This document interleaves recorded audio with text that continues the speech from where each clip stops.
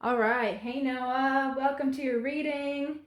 I'm super excited to do this one because it is the first of its kind. No one's ever really asked a question like this before. So let's just see what comes through. I want to explain to you just briefly how I set up the reading, although it's pretty straightforward. We have here two rows of cards, the tarot, and then some oracle clarifiers for the 7 steps that you asked about when it comes to grounding and embodying the focus of the highest awareness of unity consciousness in the here and now. I hope I paraphrased that question correctly. However, I'm trusting that my understanding of your question is whatever needs to come through today. So we'll just take things as they come and trust that Spirit is going to give me the right message today. Otherwise, we have here astrological cards to give me just a little bit of insight of the general energy surrounding your question and you at this time.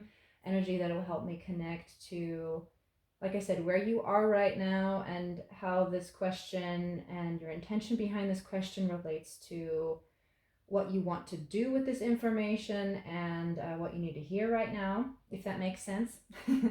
And then our final card here is a frequency card that is meant to represent the overall unifying frequency of these steps in order to really hone in the focus that you were talking about. So we have the 7 steps as the main overarching message here, but then ultimately, what are these 7 steps? What is the ultimate, most fundamental frequency of the intention behind these steps and what it is that you want to do with this information? So let's have a crack at it. I've already invited my higher self, your higher self, all our angels and guides to be present with us at this time, to just utilize me as a channel with the most direct clarity, no matter how bizarre the information may be. Okay, let's get going. Aries, hooray! We're in Aries season, so I guess I'm not surprised. There was also a lot of fire energy at the bottom of this astrological deck, as I was seeing. Okay, I just knew Scorpio energy was going to come through here. I don't know. It was already in my mind's eye. I say Scorpio because Scorpio is the archetype that rules the 8th house. I'm just going to clarify all these things. I'm not sure what your extent of astrological knowledge is. You seem to already be aware to a certain extent, but yeah, it's just to be safe rather than sorry. I'm just going to clarify all the overlapping energies and what that means in astrology. So we have Aries, I am in the middle. We have Capricorn, I use, and the 8th house. We've got the numbers 13, which reduces to 4, 22, which is a master number, which also reduces to 4, and 32, which is 5. So there's already this interplay or succession of 4 and 5. Stability versus change. That's also something that I saw at the bottom of the oracle deck here. We have change actually as the underlying card here, and then peace. Peace to me is something that I associate with harmony that comes from this sense of stability and predictability in a certain sense. But obviously, peace is a concept that moves beyond that. But I'm just, we're using me as a channel, so these are my associations. All right. So, okay, this is interesting. Aries is all about, like I said, we're in Aries season right now. Both Aries and Capricorn are cardinal signs, which means that they are initiating signs, they're leaders, they are energies that, particularly these two, I find them to, what they have in common is, even though they square each other, is that they have a goal in mind. They're very striving. They're very much focused on accomplishment and achievement. They kind of have different overall values about how to get there. Like their approach is different, and then the ultimate goal is kind of a little bit different. Aries is very much about coming out on top and being the best that they can be. Capricorn is also similarly associated with reaching the top of the mountain, status, also being the best in that sense, but it is a little bit more focused on worldly accomplishment, worldly matters, material things, as opposed to Aries. I would, in contrast, at least to me, as an Aries myself with a lot of Capricorn energy, as I've interpreted this for myself, Aries is a lot more about personal accomplishment, any kind of facing any kind of challenge, particularly a physical challenge, an embodied challenge, um, as opposed to things that are more material in that sense, which is interesting. They both obviously have a connection to the physical world, but one is more associated to the body of the cell, like the physical body, and then Capricorn is more material things, financial things, monetary things.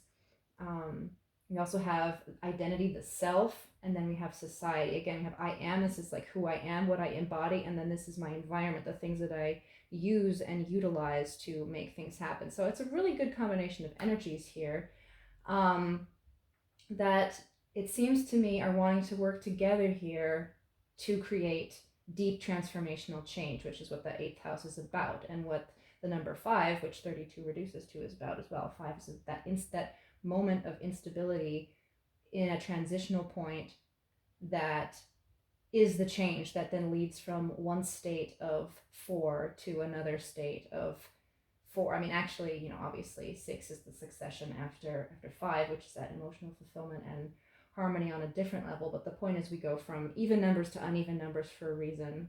We go from stability to friction. We go stability to this wobbly energy. So anyway, now I tend to digress, but we'll keep reeling it back in. So when I look at these cards and what's coming to me right now as like an overall astrological energy surrounding your question and you, and how to utilize the information that's going to come through and everything, it really seems that you that there is a real focused intention here, which is what your question is about anyway. It was very much about focus, but in the sense like you really want to accomplish something with it. It's not just an airy fairy, like, okay, let's hang out in the ethereal realms and whatever. And I mean, that was part of your question, is you want to embody this unity consciousness, or this focus of bring the highest vibration of unity consciousness into the here and now, which is perhaps a process that falls under an eighth house category, because the energy of unity consciousness, or that higher harmony and peace, needs to kind of transmute as it enters the three-dimensional realm, which is very much what Aries and Capricorn are about to me. Like we said, they're very much associated with the physical. And the way that these two are different, something that I wanted to mention also, which may or may not come up, but it's coming up in my mind right now, so I'm going to mention it, is that Aries is very much about taking risk, and Capricorn is not. Capricorn is about playing it safe. It's about convention, about tried and true methods, about building up a system that we know for sure is going to get us to where we want to go.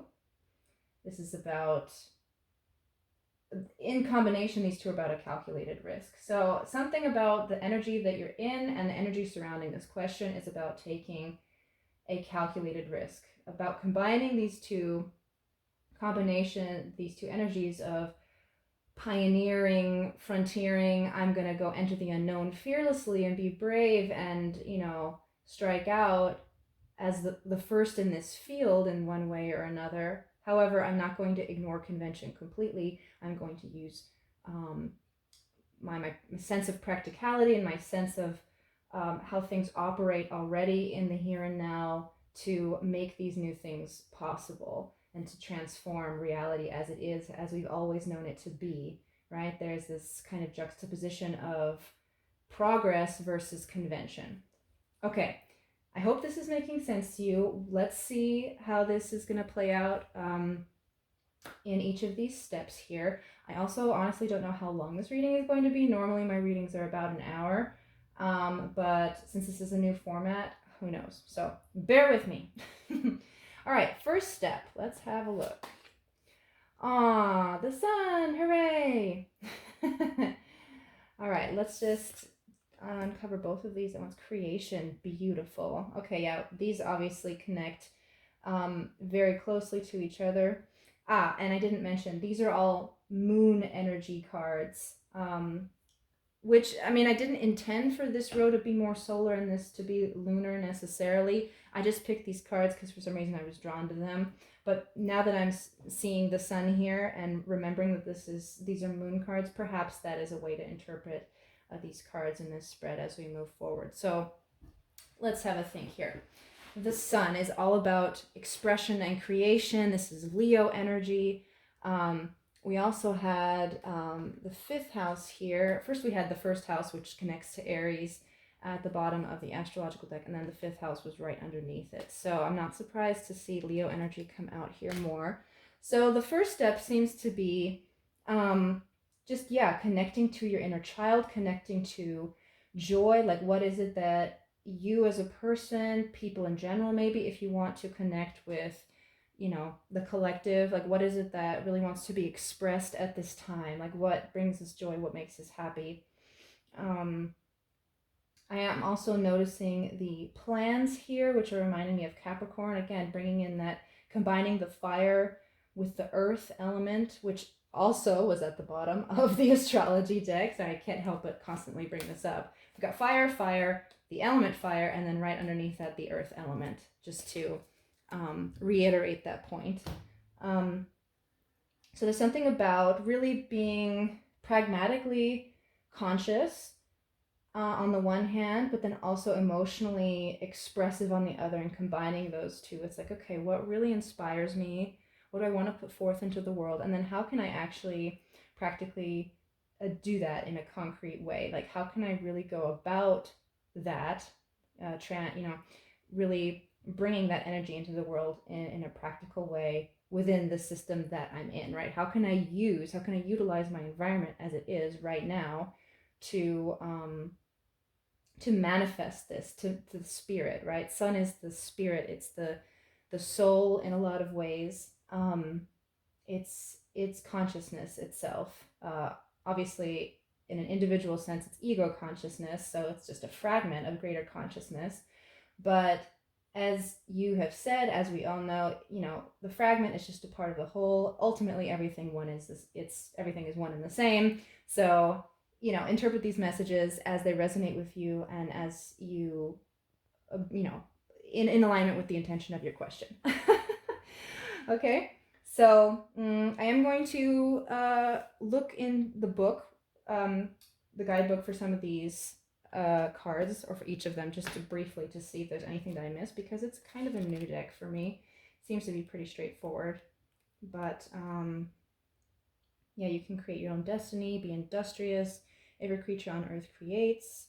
You should welcome the process of creation. Save money and time, have a reserve. Yeah, so to me, this is very much that Capricorn energy, like I was saying. And it's the beaver moon. Yeah, it's that industriousness of building a dam, preparing for certain issues or problems to come up without, focusing on them to the point where they, manifest in your life. But yeah, that also says this moon is a moon of taking action. It's about preserving food, preparing skins, gathering medicines, that kind of thing.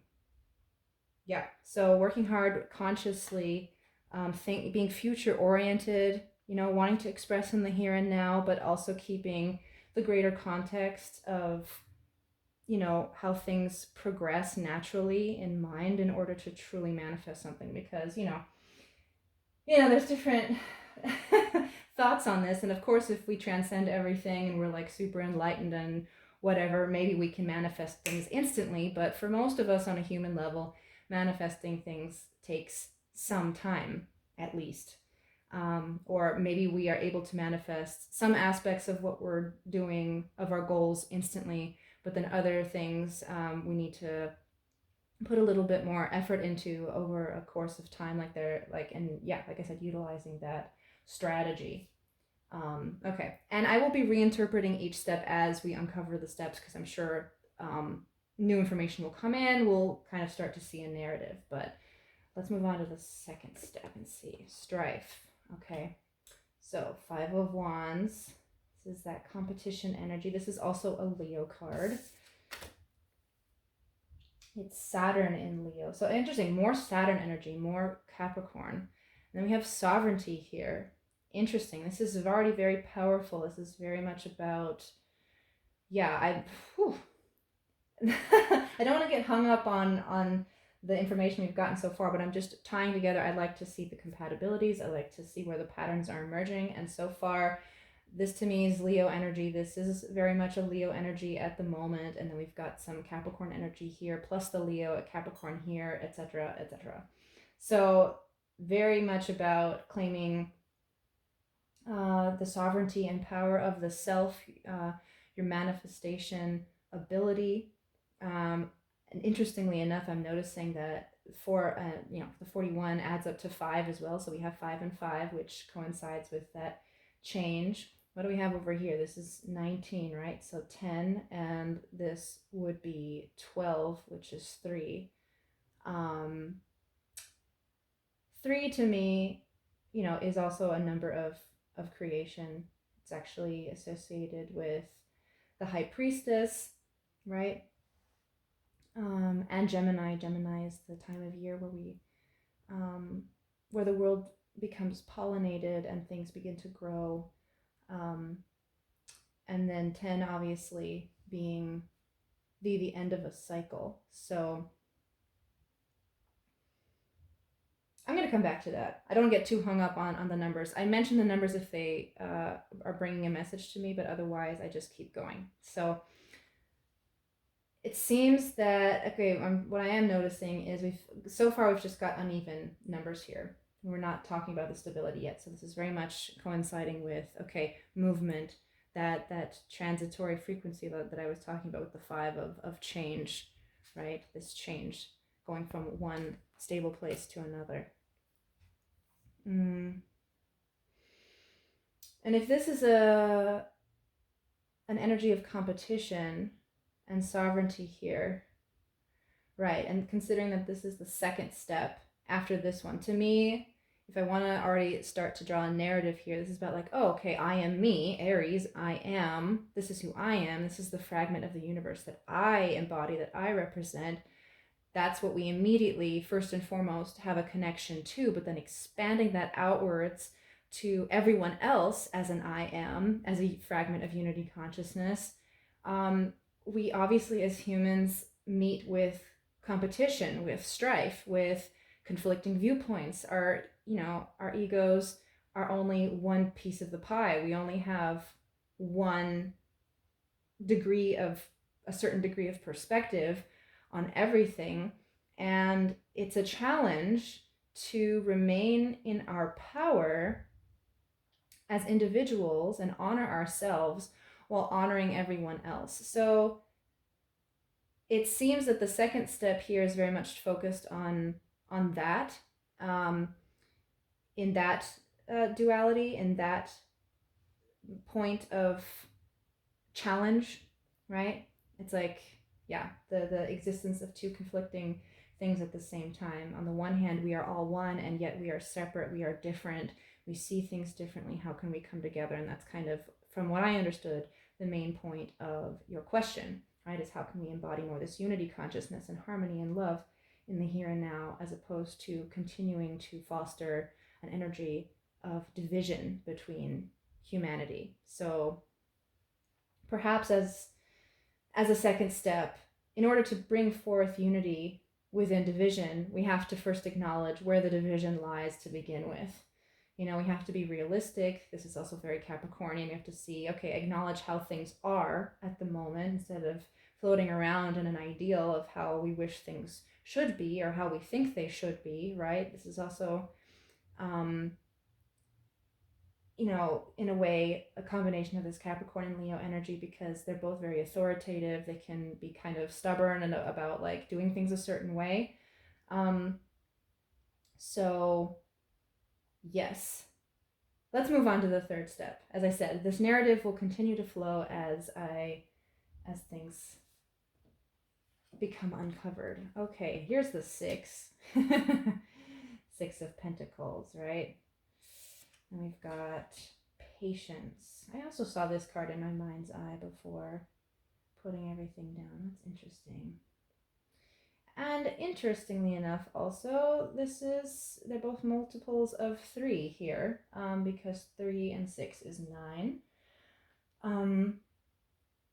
So yes, moving along with the narrative that I am, running with at the moment, as far as like ego first, self first, then, combining the meeting of the egos, basically trying to find unity within a natural third dimensional division, as it were, even if, it's illusory, it's still there on a practical 3-dimensional level.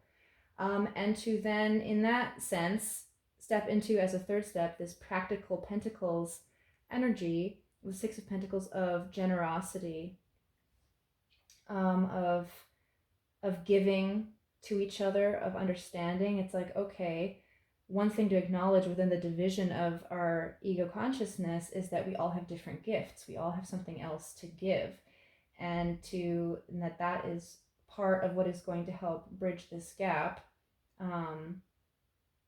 between us as human beings, that we can have patience with each other and our different perspectives, that, again, things take time.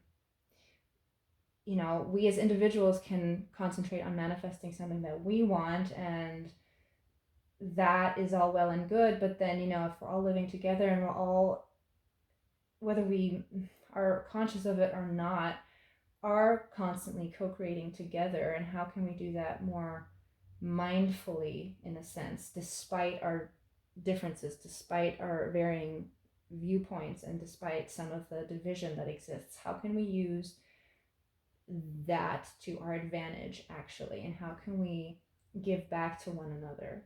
This is also about understanding or releasing the expectation that we all have to be the same, that everyone has to value the same things, have the same approach to things.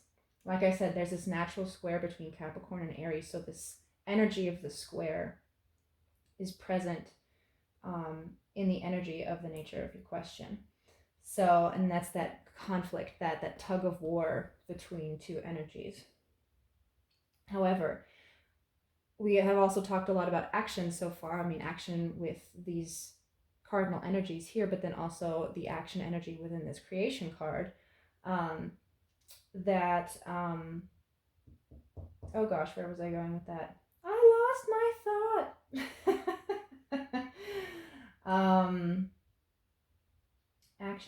Action. Maybe it'll come back to me.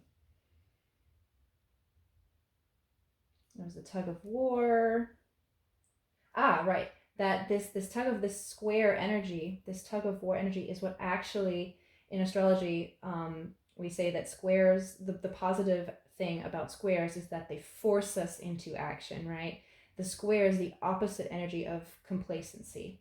The square is, in a sense, the nature, a similar frequency to the 5 frequency, because it necessitates change. It can't stay that way. We can't stay in this energy of strife and friction and of this tug of war energy. We have to find a compromise. We have to find a path forward. So that seems to be tied into the overarching message. But then, as a third step here, moving from this vibration of the 5 to the 6, or this multiple of 3, which, again, we're going back to creation energy, which we started off here. It's like, okay, we want to create, but there's so many of us. How do we do that? All right, let's work together. Let's give and receive and create together. Let's move on to the 4th step. Let's see. I hope this is making sense. I love this card in this deck. The universe and more Saturn energy. Check it out. I think, is this the moon in Taurus? Right? Yeah, because I love this deck because it has the symbols of the energies there, but Saturn's here also. Anyway, the universe being the end of a cycle in a lot of ways, right? But again, 21 coming back to 3. We just have a lot of 3s in this spread so far. And a 10. Well, look at that. I love how this stuff combines. because the universe is the energy of Saturn and therefore of Capricorn, because that's the ruling planet of Capricorn. 10 is also the number associated with Capricorn as the 10th sign. And the card here is discernment. So to me, especially with all this Capricornian energy here, I'm bringing that back to that archetype. Again, this is long range thinking. This is about understanding where we're at, and I'm focusing now on all the various planets here in this picture. And it's like, okay, and again, we have the solar energy here of all these varying parts and their different gifts and everything. Like, how can we utilize what we have in our environment to reach a joint vision? The fourth step here to me is speaking about vision, because the universe talks about the end of a cycle, having accomplished something, right? Reaching the goal, having arrived. So it seems that after embracing the third step of acknowledging everyone's talents, acknowledging everyone's gifts and contributions to the whole, it's like, okay, what vision do we share? Where are we headed towards together? How can we, and through discernment, try to agree what to prioritize here? Capricorn is very much about prioritizing certain things, right? Being able to, set certain boundaries wherever necessary. Saturn is very much about boundaries, because we can't do it all at once, right? It's the opposite to Pisces energy, which interestingly is this unity consciousness, right? Unfortunately, it's like, it's almost, what's coming to me is like this almost working backwards, in order to embody this Piscean universal consciousness, no boundaries, all is love, unifying energy. We have to, like we said, acknowledge where we are at in three-dimensional reality, acknowledging that boundaries do exist, that boundaries are, and limitations to a certain extent, are necessary in order to work our way back up to that place. It's like, in order to bring it down, we have to go up. Does that make any sense? Right? And it's actually what they say, or what I've learned about, connecting to source and the higher chakra energies, is you first have to start with your root chakra, your base energy, because if that is not aligned, if that isn't balanced, then the whole thing is kind of out of whack. You do have to start at the bottom in order to work your way back up to the top. So that seems to be the overarching message of the fourth step here, is again reminding us, where are we, where do we want to go, and how can we get there together. Let me just look in the guidebook for this one as well. I kind of skipped these because they seem to be pretty self-explanatory. But with discernment, I also often think about Virgo and Libra with this card, sort of this justice energy. Yeah, that's just a random tidbit. It's not actually giving me anything specific. So Maxine gave us, so take care in your choices now. Look carefully and judge wisely. There may have been something difficult to see, something that has been obscured, but now it has been revealed to you. Examine closely. I take my time to be accurate and precise in my discernment. This could also be about, looking past the cloudiness of our human emotions, because the moon is here, clouding the mind, it seems, because that is a huge part of our three-dimensional ego-human experience. Even though the ego is represented by the sun, it's all connected, and the feminine flip side of the solar consciousness is, of course, the depths and mystery of the moon in each individual. And honestly, in my observation, that's where most of the hiccups come up. It's not just, okay, how do we practically get somewhere, but how do we feel about things? We're so poor at dealing with our human emotions in the Western world. it seems that they kind of get in the way, not because that's the nature of emotion. It's because we don't know how to utilize them properly or connect to ourselves and embrace our human emotionality. So what my point is we then come from a place of reactivity, of strife, of this ego-based emotionality, right? Of reactivity, of like, you hurt me, you said this, blah blah blah, you don't appreciate me, meh. As opposed to a more emotionally aware and balanced place. Yes. Okay. Right, yeah, this card is all about wisdom, getting years on you, very Saturnian. Grow and change. Instead of taking things on face value or rushing into surface judgments, take your sweet time to form friendships and business relationships. Put your energy output into perspective, looking at evidence instead of only just believing. Feel and act when you are being trodden upon or having your boundaries overstepped or when something doesn't feel kosher. Right, exactly. So again, and tying this back to the previous step of this Six of Pentacles energy, which to me is very much about generosity and giving, understanding that everyone does have something to give, but then also knowing when to give and when to receive. That's a kind of boundary. And then also reminding ourselves that our value in society, to the greater purpose, to the vision, doesn't entirely just depend on what it is that we have to give. And we don't have to overgive. We don't have to be, that there's a limit to that as well. We have human limitations, physically, emotionally, mentally, that we need to be aware of and keep in place. Again, this ties into our emotionality aspect of the ego experience, of our human experience, as to then be efficient.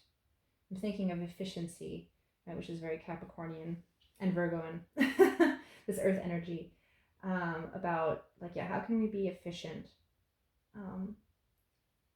within the greater vision of how to embody our humanity in a healthy way, embody it in a healthy way together without, overstepping each other's boundaries, etc., etc. All right, maybe more will come to me with the step as we move on, but let's look at step number 5.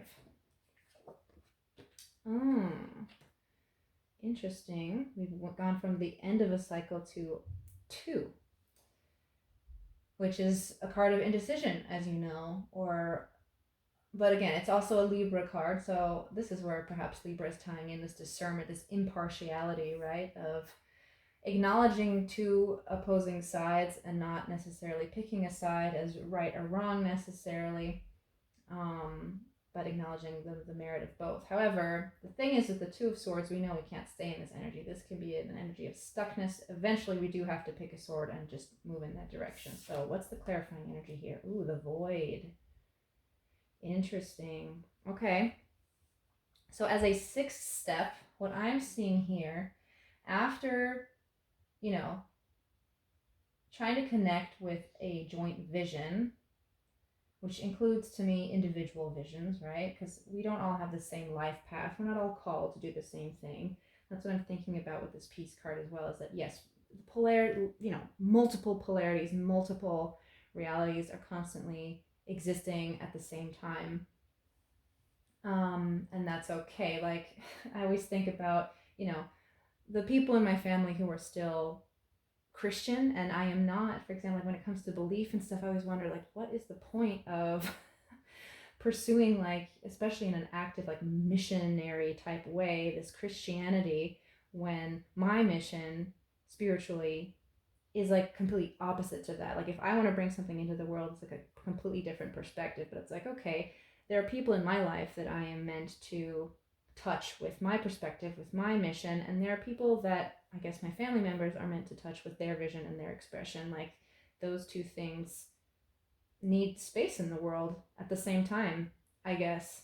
I mean, who knows? Maybe this anecdote is not really relevant, but it's what's coming up right now. And I am seeing the 1 here as well. This is the first card in this deck. And it is a reminder to me at this time that, yes, in order to, it's connecting back to Aries about like eventually having to pick a sword, having to pick a direction, having to take a certain action, right? In order to eventually reach the 10, which also reduces to 1. Like 10 is the manifestation, the ultimate accumulation, the achievement, the arrival of a succession of initiations leading up to that point. So, one, you can't have the 10 without the 1. That's my point. And so after the vision, the greater vision, it's like, okay, how do we bring this down? How do we find the middle ground, the middle point? This connects to this discerning energy here to me of, choosing what to do from an impartial place. This card is also very much about not allowing the cloudiness of our human ego emotionality, whatever's going on with us at a human level, to completely sway our judgment when it comes to picking that path. However, as a single step on its own, I mean, we see her lying down here. It's completely dark. The original not the original, but the Rider-Waite depiction of this energy is, of course, a woman blindfolded in front of a still ocean, which again, to me, she's turning her back on the emotions at this time. It's kind of like a Four of Swords energy, actually, where it's like, okay, I'm going to take time to meditate. I'm going to allow time to be. I'm not going to force myself into any direction. The 1 here is telling us that, eventually we do have to move. But before movement is made, before we choose a direction, there is an amount of contemplation that needs to happen before that, which again ties together with the Capricorn and Aries dynamic, where Aries wants to just like impulsively start acting. Like there's not a lot of thought involved with Aries a lot of the time. It's very like, oh, I feel inspired by this and instantly want to act on it. Whereas Capricorn really looks ahead, is really much this 4th step here of what is the greater vision. I'm going to plan for future me and not like now me. So it seems that, after trying to compile a vision of where we all want to go, it's like, okay, let's take time to contemplate and to assimilate and meditate on perhaps how to get there, what the best course of action would be for us individually, but then as part of a greater whole as well. So I'm curious to see what the 6th step is. Whoa. All right, 10 of Swords. Very dramatic. And we're back to 2. New beginnings. Super. Sorry, just because, again, it's like you can't have the ending. You can't have a beginning without an ending. So we have to, sorry, I'm focusing on really trying to understand this 10 of Swords at the moment here. Yeah. To me, the 6th step, what's coming to me, because of course the 10 of Swords is about, killing yourself with your mind, like being so mentally exhausted that you are just defeated. You're like, it's over. Like, this is all the fear, all the doubt, all the betrayal, all the bad energies that our mind could potentially ever conjure up into a situation to force an ending. And especially with this piece, to me, in my life anyway, in my experience, this is the energy that ultimately leads to this for me if we stay in it for too long, right? This like constant like peacekeeping, this constant like not picking a side, this constant not choosing a direction, this just avoidance, blocking my emotions, blocking my discernment, blocking, it's one thing to go back and forth and consider things for a certain time, like I said, but ultimately you have to choose. You have to embody the 1 energy. You have to go into action. So it seems that the 6th step is bringing into awareness, again, the part of the ego that can get in the way is the mind, the overactive mind, from this space of like, okay, this is a reminder to not get lost in this process, this energy, which is something that in the Western world, I think we very much are. The mind is very prevalent. In the West, we rely on it far too much.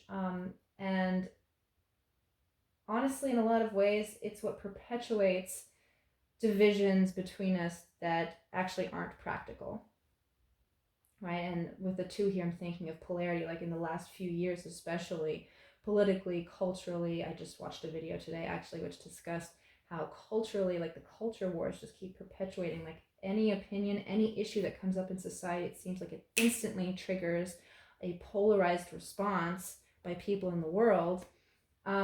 Because, okay, first of all, people tend to extremism in my observation, and second of all, we tend to tribalism. So it's like, okay, within a certain group, this is the opinion that we have, and we're going to take that to the extreme, and oppose anyone else who has an extreme viewpoint to that. And wherever there's an extreme, another extreme has to pop up to take its place in order for there to be balance. So in the end, it's just like, ugh. Like, this is too much. Like, cut it out. So it's almost like, and I love how this is the center, right? This is the center of the reading. This is kind of actually where we want to go towards, right? Because this is the ending. We've got the 10 here. We've got the last card of the deck here with the universe. This is really that harmony, that integration into the physical, that accomplishment, the achievement that we've been talking about, the desire for focus, and pursuing a focused direction. So it's like, this is it's almost like, yes, the 7 steps lead up this way. We go left to right and we increase, or they build on each other. However, I'm also getting the sense that it's like a pushing together or a coming together in the middle. Or it's like a combination of 2 cycles, right? Because we're going, this is one cycle and this is another cycle, in order to like come back here into the middle, if that makes sense. So what do I mean by that? What I mean by that is, because with this, it's like we're starting at the beginning again here, because like, okay, we're starting with our consciousness and who we are as individuals. This is all very idealistic. This is all very like planning mode. This is very philosophical, conceptual, understanding who we are in reference to other people, what we all have to give, etc., etc., etc., having patience, yada, yada.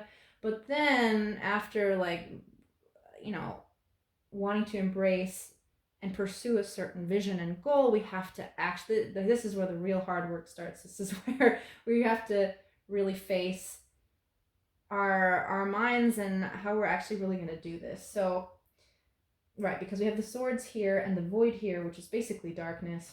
And then we have the following, we have the succession of 1 and 2. And the 2 here of this New Beginnings card is very lush. It's very green. We have this wintry scene on the one hand surrounding this gate that is leading into the fresh new beginning of what looks like springtime, which is the phase of life that we're currently in right now. We are transitioning from winter into spring. It's also the energy of the new moon, which is about that reflection, about setting intentions, to ultimately go through the portal that's presenting itself to then ultimately reach that intention eventually. So, okay, now I'm definitely digressing, and we will get back to this energy hopefully after I uncover these. This is kind of confusing me a little bit. As you can see, the swords energy is already coming out in my reading itself.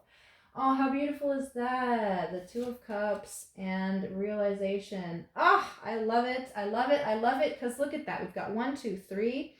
And we also have, you know, ending on 2 and 3, which again is 5. Sorry, I'm getting lots of different things at once right now.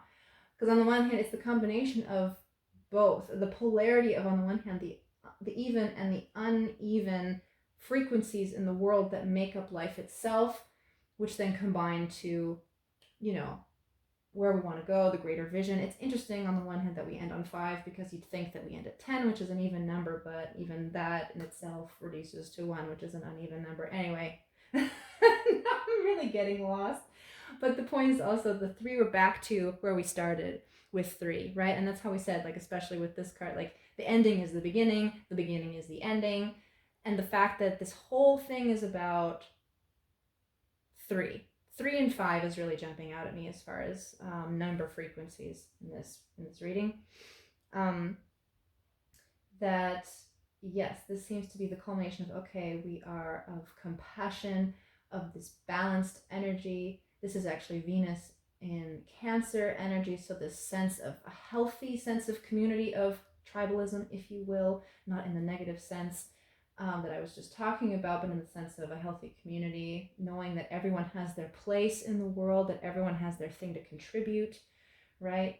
Um, and that our combined and individual visions can be realized, right? That three is the birth of those things. We're back to Empress energy, manifestation energy, realization energy. I want to read what the guidebook has to say about this to maybe give me a little bit more insight. So, with self-awareness comes realization. Knowledge is power. Self-examination of your role within a situation is important, right? So again, it's like, how can we work together? How am I, as an individual, not only awareness of my gifts and how I can contribute, but awareness, self-awareness of my flaws, right? And how I fall into my ego, how my mind can trick me, how I succumb to my fears and my doubts, and my insecurities, my ego insecurities, if we want to go with the theme of Leo here, and like this is actually the path forward to getting there, about like embracing our personal sovereignty and honoring everyone else's individual sovereignty, right? Then it's like, okay, well, the hard work of getting past that, right, very much includes overcoming the battle within our human minds, and our individual thoughts here. So yes, as we move into the early waxing cycle, light begins to shine upon the shadows, illuminating what is. This is the beginning of a powerful process, realization. When we decide to really examine our lives without fear or favor, it can be hard. Fear or favor, again, this balanced discernment, this Libra energy. We might not like what we discover after all, yet without self-awareness and the will to act upon those realizations, whether we perceive them as negative or positive, we do not get to change and grow. And again, this growing is indicative of the 3 vibration, but then change, of course, the combined frequency of 2 and 3, adding up to 5 to me. We can then take personal responsibility to change our situation, which again, responsibility is very much a Capricornian, Saturnian thing to me. To change our situation since we know our current position. Again, like acknowledging where we're at, being realistic about our environment, who we are, what we're really feeling at the moment, how this human thing actually works or doesn't work, or what the issues are. Like it's tough.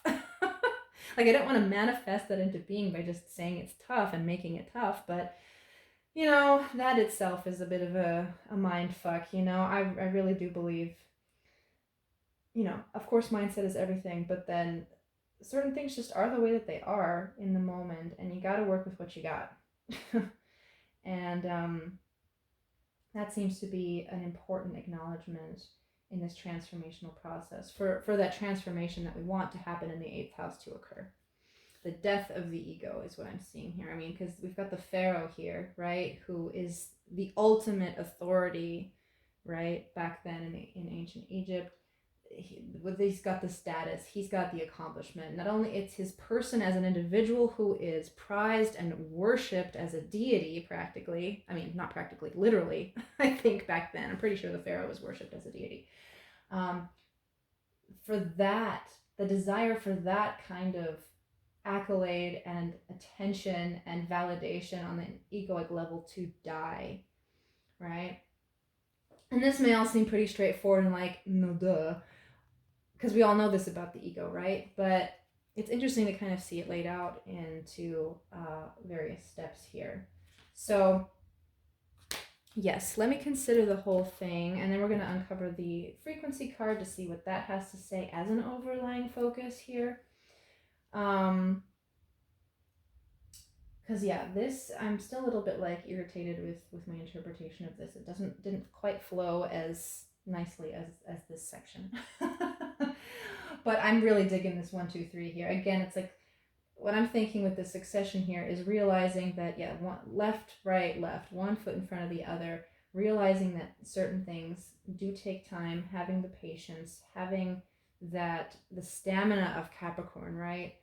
As an Aries, something that's always frustrated me, and I've always been like, I wish I were a Capricorn, is that Aries burns really hot and really brightly, really quickly, and then it burns out very quickly. So also realizing that yeah, it's great to have that fiery energy, especially, we have that as the beginning. Like, yes, we are a ball of love and light and consciousness that wants to be expressed, but then to realize we're on a three-dimensional earth plane, and how to embody and express and manifest our spirit and our desires and our our joys that we want to truly bring forth into the world, in a three-dimensional way, because that's where we are. This is why we're here. I mean, in my opinion. People have various opinions on that. But I believe we all came here to be human. So the challenge is just learning to be human together. And that's what this succession, this narrative to me has very much been about. But yeah, to me, if I'm looking at this again, it's like, in order to find this peace, this Two of Cups energy, we have to release the control that our mind wants to exert on the situation. We have to allow space for more of that Cups energy. And if I'm relating this back to the Empress energy, again, this is very mothery energy, which interestingly enough is the archetype at the bottom of this deck, Mother, although it was reversed. And now I want to see what this means reversed. I mean, to me, it seems like that is what's necessary, like a healthy mothering energy and understanding and nurturing of our needs and our individualities without, becoming overbearing, smothering, or oversensitive, which our culture really is doing right now, in my opinion. Anyway, okay, if you have drawn this card in reverse, you are so identified with taking care of other people's problems and needs that you have lost touch with yourself. You are sacrificing yourself in places where you do not need to sacrifice yourself, which ties back to this energy where I was talking about, setting certain boundaries that are healthy and not overgiving. And you may even be resenting other people for doing things to you that you actually did to yourself. Right, again, we're talking about this, like, man, you did this to me, blah, blah, blah, like, yada, yada, yada. Becoming more aware with this realization, self-aware of our own emotionality, our own relationship to ourselves, right? I mean, ultimately, this as a, lower vibrational card, or a lesser level of the Lover's card, this is a meeting of the masculine and the feminine, and in a sense can represent the unity of the masculine and feminine within ourselves, finding that harmony and unity within ourselves first before we can really find that unity with others. And that is what leads to personal sovereignty, in my opinion, also, is finding that balance within ourselves, not allowing, especially also the shadow self or the shadow side of either the masculine or the feminine, to be in the driver's seat, but to become really consciously aware of that polarity and how they play out realistically, practically in the real world, and how we can best then, to the best of our human ability, then from a place of conscious realization, manifest our personal soul in combination with everyone else's. Whew! Seems like a tall order to me, but hey, we strive for the ideal in order to reach as high as we possibly can, in my opinion. So anyway, let's uncover the frequency card here to maybe help us, this was the intention of this card, to really focus in this overarching narrative of the 7 steps. What is the frequency behind all of this that will help keep things into focus? That is Ascension. Check it out. And it's 5. Oh my gosh, my mind is blown. I love doing these readings. Because they were ending on 5, and then 5 is the overarching frequency. Interesting. Yes, to me, I mean, before I even go into the description of this card in the book, it's like part of the ego, and especially with Capricorn here, and the 4 that we have, and 4 is very Saturnian actually as well. that we have such a strong human, like our most basic human need and lower vibrational shadow ego human self is this need for controlling our environment in order to remain safe, right? It's the antithesis of the number 5 energy. It's the antithesis of embracing change. It's like we're so focused on wanting peace in our lives that we unfortunately conflate peace, this concept of peace, with stability, like I did in the beginning.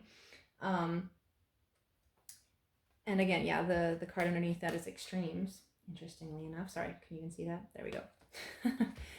So the point is, I think the ultimate lesson here, or the ultimate message within this 5 and why we're ending on 5, is that we as a human species, we have to embrace change. We have to embrace frequencies of instability more, because we're way too focused on keeping things the same, on homeostasis. Society itself is, and the things that we learn in society are all about how to sustain and recreate the system as it is, which is what Capricorn is about in its lowest vibration. In a lot of ways, it's like, okay, this is how we've done it. This is how it works. This is how it's always worked and how we've always done it. We just keep doing that because that's what we know works. We're not going to venture forth. We're not going to enter places that are new and unfamiliar and explore them, because that's not what we're about. We're about keeping things the same because we need stability, We're not willing to take risks. And this is really much at the center of the reading. We're learning to take more risks. I think especially since the pandemic and everything, obviously that has shaken up society and this Capricorn energy to its core, right? And we've seen this scrambling for control with governments trying to control things within to recreate a certain outcome. We've all noticed that our visions are different. We have not been able to agree on where to go here and what's best for society. But I think the first step in reaching a place together is to first embrace the fact that society is not going to stay the same. We have to evolve. We have to ascend. We have to grow, right? We don't want things to stay the same. Not really. If we were really self-aware, we would know that we don't want stagnancy. Humans don't want that. It's a base need, and it's important to have our base needs met for sure. And it's not, we shouldn't ignore that. That's why Capricorn is here. But we have to embrace polarity. Embracing the fact that yes, we have to make one choice over the other, but we don't stay in one direction at the same time either. It's like we meander. It's not just a straight shot. It's like, okay, let's go in this direction for a while, and then we have to go back over there to like rebalance things out. Like the balance point keeps shifting and tipping depending on what new extreme is popping up in the world today. So let me read the message of the Ascension frequency. As far as I remember, it's a very positive one, and it's in the upright. So if you have drawn this card upright, the time has come to embrace your freedom. Ooh. With or without your knowledge, you have been seeking out, communicating with, and integrating with your higher self. This is a time in your life where you are awakening to a state that is free from limitation and illusion. Interesting, we talked about that a lot. This is a universe where the sky is not even the limit. Take the steps in your life that make you feel limitless. Embrace your freedom, no matter who advises against it. Okay, interesting. Again, it comes back to this point of what I find is really the crux of the problem today. Is a huge part of sovereignty is acknowledging everyone's personal freedom, our freedom to choose. Like I said, like my family's Christian, I'm not. That's not what I want for my life. But for us to realize that everything has its merit, or everything happens for a reason. We don't know everything. And to know that, everything has its place in the world. We can respect each other's choices. We can respect each other's desires and abilities so long as we're not harming each other. And unfortunately, that's kind of where the problem is too. Unfortunately, we interpret certain things as harmful and other things as not harm, what we don't agree on what's harmful and what isn't, what's right and what isn't, what's practical and what isn't, what's efficient and what isn't. But trying to control everyone and everything like we have been in society over the last couple of years is not the answer. The answer is actually to acknowledge everyone's personal freedom more. But okay, that was a much more political slant to this spread and interpretation. But we are talking about how to manifest the unity consciousness on a physical level, right? And that just includes what's going on in the world right now. So I'm curious to hear what your interpretation is of this. I'm sure as I spoke, many different things were triggered within you as thoughts and, for processing and stuff like that. Yeah, I may have to digest this as well a little bit more. There's only so much that's coming up to me right now in the moment. But like I said in the beginning, I'm trusting that whatever came up today in this reading is the answer to your question that you needed to hear at this time. I'm happy to discuss it further. And if I think of anything else, I will let you know. So I'm just kind of reaching for anything else that's coming up for me, and I was drawn to the 8th house card and about the concept of letting things go in order to facilitate change. That to me is, it's always been the interesting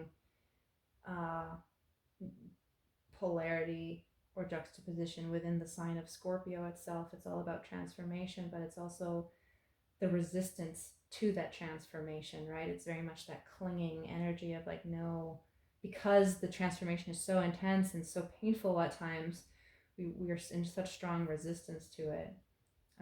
But again, we have to embrace the change. We have to embrace also discomfort and instability and risk taking in order to, ironically, find stability and peace. Peace isn't what we think it is. Stability isn't what we think it is. Harmony isn't what we think it is on the earthly plane. So maybe on that note, I will end the reading here. And very much looking forward to your thoughts. Have a great day, Noah. Bye.